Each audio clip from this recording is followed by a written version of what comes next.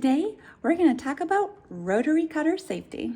All rotary cutters have some type of way to lock them so that you can't get the blade out. These blades are super sharp.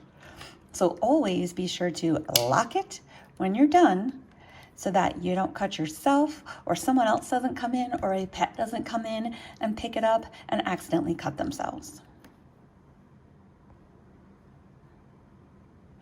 If you're taking your rotary cutter with you to a class, consider putting your name on it so it doesn't get misplaced. Additionally, you should think about putting it in some type of travel container for extra safety so that it doesn't accidentally cut anything that you're taking with you or you don't accidentally cut yourself. These containers are available on my website at calicocali.com. Let's move on to cutting fabric. When cutting fabric, be sure to have a firm grip on your ruler. You want all of your fingers to be on the ruler so that they cannot accidentally get injured by your rotary cutter. Think of Spock when you're cutting and have 2 fingers off to the side holding the ruler against the mat and the rest of your fingers on the ruler gripping it tightly. When cutting, always cut away from you. Never cut towards you.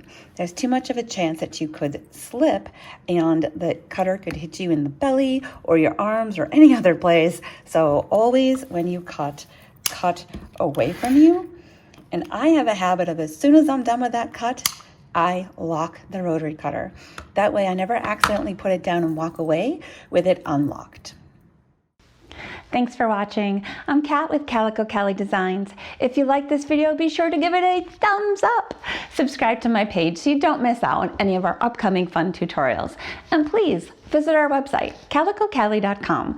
We have SVG cuttable designs, machine embroidery designs, long arm quilting services, tips, tutorials, just a whole lot of fun. Till next time, everyone, thanks for stopping by.